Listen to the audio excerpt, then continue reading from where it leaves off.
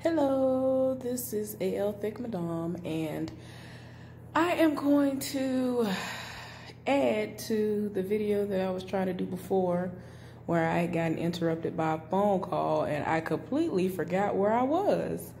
And I was so overwhelmed that I never came back to finish it. Like, it didn't even dawn on me to even be like, oh, let me go back and see where I stopped. Like, my mind was completely gone. I was not I was not really there anymore.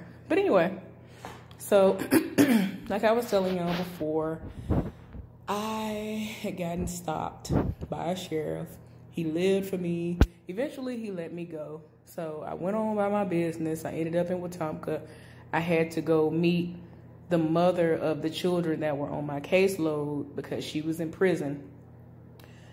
And the father had basically full legal custody of them. And the main allegation was that either her brother or his brother sexually molested their youngest daughter. So long before I ever got the case, they have a building where whenever our department and a few others want to interview children, they'll take them there. It's a kid-friendly setup, and they'll have little cameras, and they will get the statements from the kids, right? Well, one of the interviews happened, and the little girl stated that her uncle did something to her. And then when they brought her back in there again, she alluded to the fact that her father did something, but when she was in the midst of saying it, it's like, I don't know if it was something that came over her where he might have said something to her, like, you better not tell nobody what happened or whatever, kind of like what happened with me, with my uncle who was molesting me. I don't know.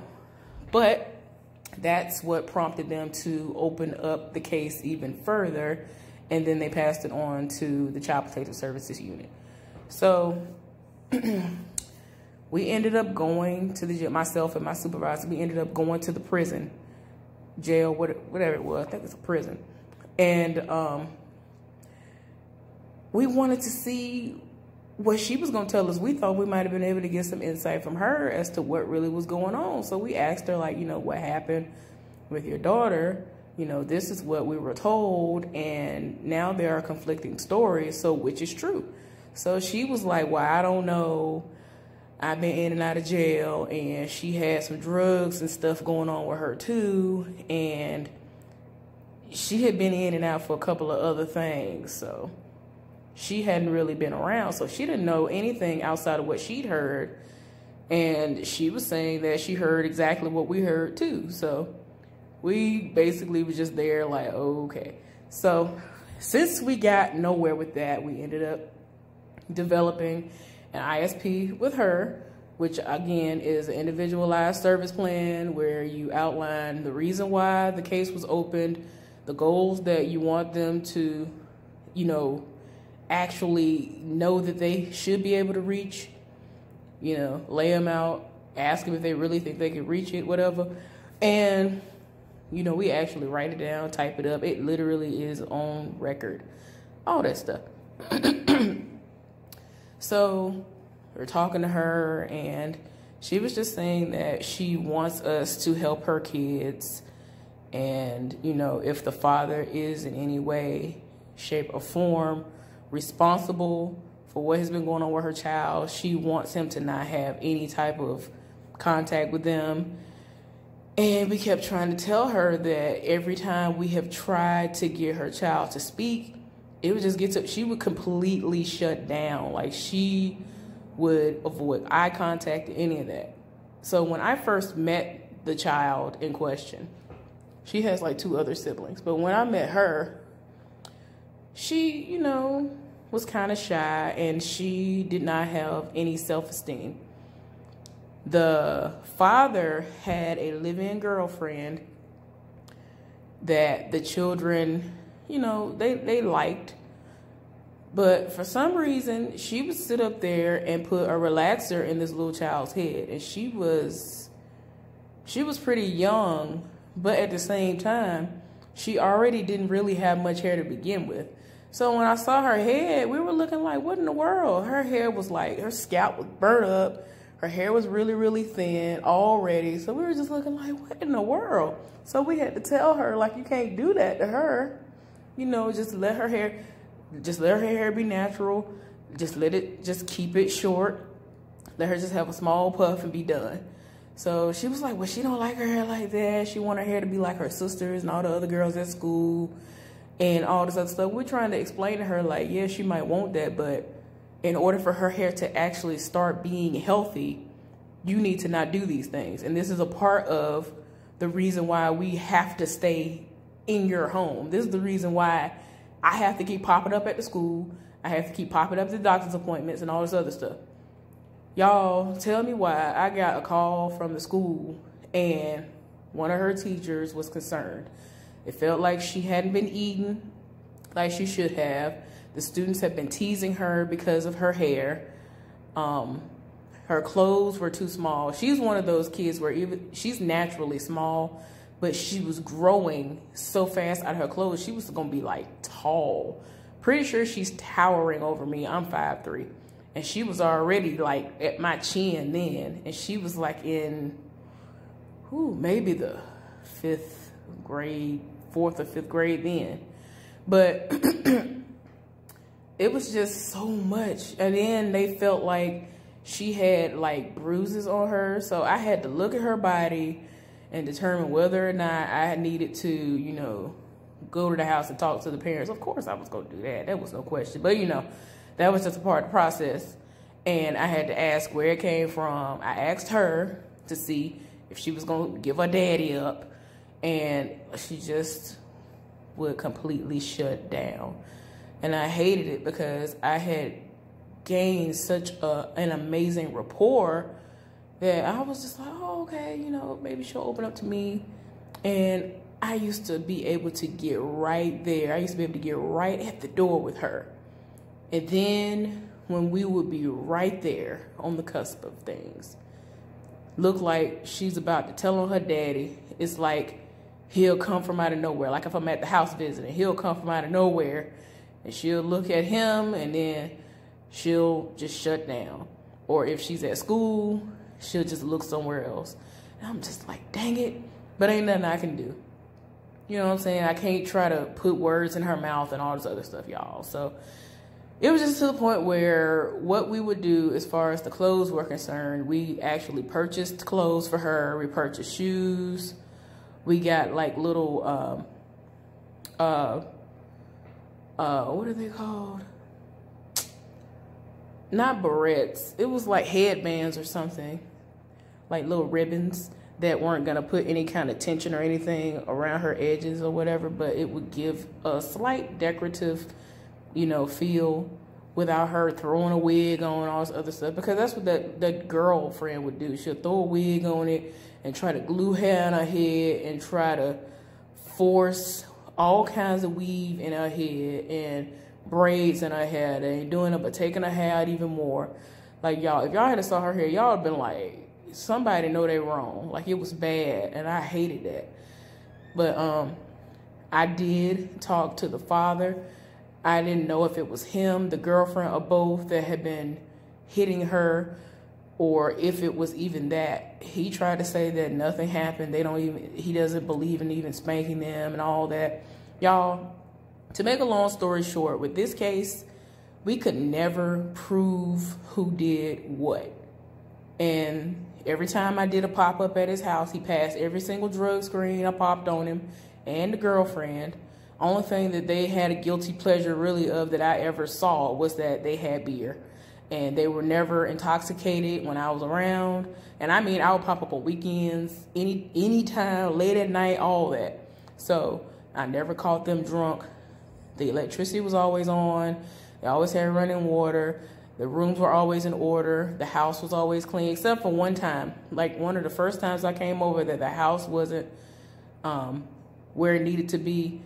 And, you know, that's when we were able to tell them that they needed to put some chores in place for the kids, because it doesn't have to be all on them, because all of the kids were of age to where they could pitch in and do something. So they ended up adapting a chore wheel and all that stuff, and that did work out. And, you know, I actually would talk to them by, like, oh, well, whose turn is it to wash the dishes? Whose turn was it to clean the bathroom and all this other stuff? Whose turn was it to wash clothes? The older kids would wash clothes and all that stuff. But they were really, really good kids. They did pretty okay in school, except for the youngest one. Like I said, she was one of those that was really in her head. And since she was so self-conscious, she would focus on the negative all the time, and so her grades would slip. But whenever she wasn't focused on the negativity that was going on, she was good. You know, everything was great with that. We ended up providing counseling for her. Like I said, we had gotten clothes for all of them. We had gotten new beds for them. I ended up submitting all of their names on a list for them to get things for Christmas. So one of them got like a laptop, bicycles, clothes, just about anything you could think of. They got everything they could have ever wanted. I told them to write down what they want on their list, and I was able to get everything. So that's pretty much where that ended. We just never were able to find out who did what. We knew something happened, but we didn't have proof, because when we really wanted her to say it and have it on camera, she wouldn't say it. So there was nothing we could do about that. That's just what that was with that. I hated how it went down, because if the father had anything to do with it, even if he was inappropriately touching them or hitting them in any kind of way, like that was, you know, of abuse level, then, you know, we would have had to try to figure out what we had to do. But there was nothing that we could prove. So that was all that happened with that one. Okay, y'all. So I had this one client, y'all. Apparently she had been there since her child was born. And when I got the case, the child was, Lord, quite a few years old. So anyway, her mother had full legal custody. At first she had temporary legal custody, and eventually she wanted our help in getting a full legal custody of the child. The issue was the mama used to do crack all the time, meth and all this other stuff. Y'all, this heifer would sit up here and research ways to beat the tests that we would give her. She sat up there and I don't know if y'all ever heard of these things.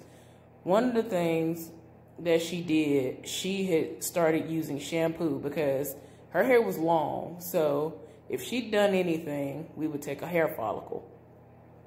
And we had her take a regular drug screening. So we never could find anything, but we could tell that she's doing something. And it's like, why isn't it coming up? And then we had to realize, oh, she's putting that shampoo that somebody created in order for you to beat a drug test in her hair. Then it got to the point, like one of the last things I ever heard of was mainly for guys, but I guess if the women are desperate enough, they could do it too.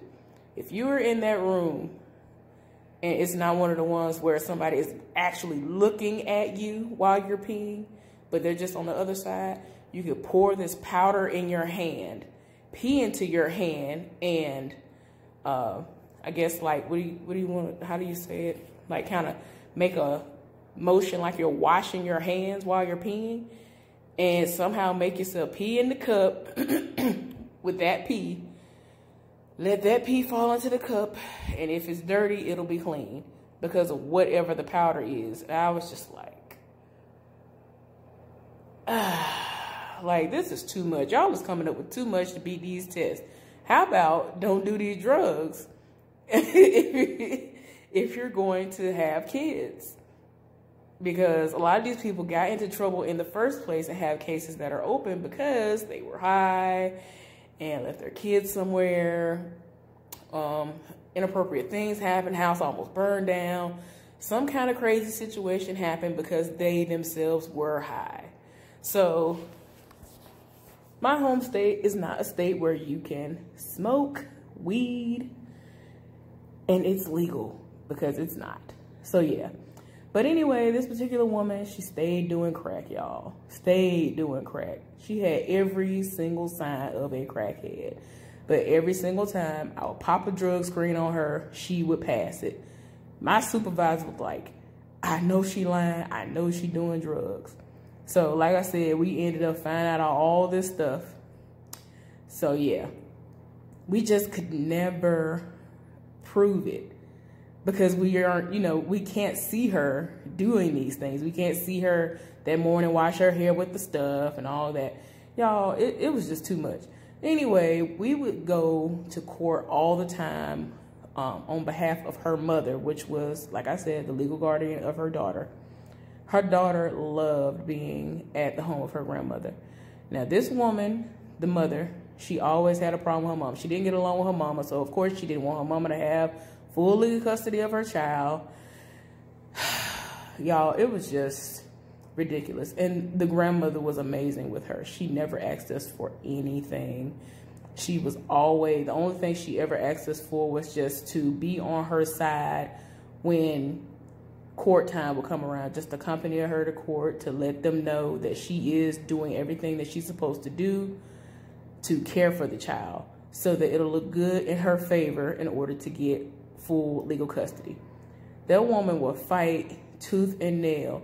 But her mama, like I said, that woman would show up to court every single time, and you could tell she had drugs in her system. And I'm just like, how? Y'all, I got on my nerves so bad. So apparently, one day before I got this case, when the case was rarely new, when she was deep off into drugs and wasn't as smart as she became with finding ways to go around the tests, she came up to DHR, the Department of Human Resources, where my supervisor was. She requested to see her. She was mad. She sat up there, had a can of Coca-Cola or something like that.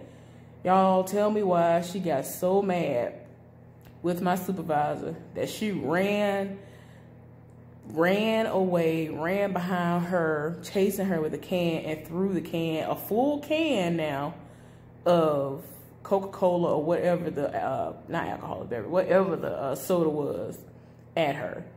Like, really angry, cussing her out of everything. You took my child from me. Like, setting it all the way off. Like, she did the most, y'all. I can't. I was just like, what? She was like, yeah, we have a history. So that's why when she would come around, she would try to be nice to my supervisor. And my supervisor would, you know, play nice with her, but she already knew her history. She didn't forget that. So, y'all, I just wish that I was just hoping that one day she would slip up, but she would be on it, because she knew that at any time, any day that place was open, that wasn't a holiday, we could pop a drug test on her. She had to go, and if she didn't go, that would be considered her not complying, and it would go against her. So every single day, once she was up on knowledge, she would wash her hair with that stuff, and she would do all these other little things that you can take, whatever you could take and whatever you could put on on your scalp and your hair and all that stuff in order to pass the test. I'm just like, you are putting all this energy into this, but you can't put the same amount of energy, if not more, into just actually being clean so that you can get custody of your child, or at least share custody with your mother, because you still aren't able to provide the type of environment that she should be in to thrive. Y'all, I was just so tired. Like, it really was too much. So the last situation that I am going to discuss is a sad one. And it wasn't my case, but I was slightly involved. because I went out there to assist my fellow social work buddy, colleague. So what happened was she was able to find a woman who would be a foster parent to some kids. These children needed a home. They were siblings. It was like 3 kids, and we were trying to keep them together.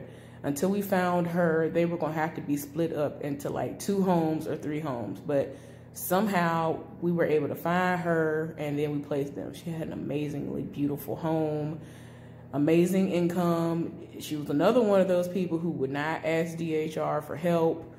So, you know, that's always a plus. But she was actually a foster parent. So if she, you know, needed help, it was going to be at her disposal no matter what. So she had been a very great foster parent for I don't know how long. And whenever we've needed her, she's been there. So I went and visited her with my coworker, and everything was great. And I went out there a few times with her to do the home visits and all that stuff, right? Y'all, the children were thriving. They loved that home. It had gotten to the point where she had literally just adopted them. Tell me why. I go in my coworker's office because I hear like noises. I'm like, something don't sound right. I went in her office. I knocked on her door because she's like slumped over her desk. She crying down. I was like, what's wrong? I'm thinking something happened to her husband, because her husband was like undercover FBI or something, right? For the state of Alabama. And I was like, is everything okay with your husband? And she was like, my client died. And I was just like, what? We literally had like just seen the woman like less than 24 hours ago. Literally just left this woman's house. Nothing seemed wrong with her at all. I mean, the woman had a good job making bank. We was just looking like, what? Like, she had me crying a little bit. Like, she was in that boo crying. Like, we was just like, what in the world? And now we have to deal with the death of this parent. We have to deal with, now we got to scramble and figure out where the kid's going to go. They have to be, we have to tell them what happened. Like, y'all, it was too much. Like, y'all, I was so tired. I just can't. I was like, I'm not going to the funeral. Like, I can't. Y'all, I was so tired. We just could not believe it. It was just so unbelievable because the supervisor, excuse me, she had to come and tell her what happened. And then she went back to her office, and then that's what I heard, like the little noises. I was like, what in the world? Y'all, that was just a really terrible time. Like, that lets you know how things could be growing so amazing at first, and then it'll turn a drop of a dime. But y'all, that's just a few of the things that I have encountered as a social worker. Y'all just don't understand. I could write a book, a couple of books, still on just a few of the things that I have encountered as a social worker. The most happens, y'all. The most. Especially the unit that I worked in. I still haven't told y'all one of my longest days, but that'll be for another day. I'm trying to do one more video before I go to bed, maybe. But yeah. Anyway, I hope y'all having a good evening. I'll see y'all on the next one. Bye.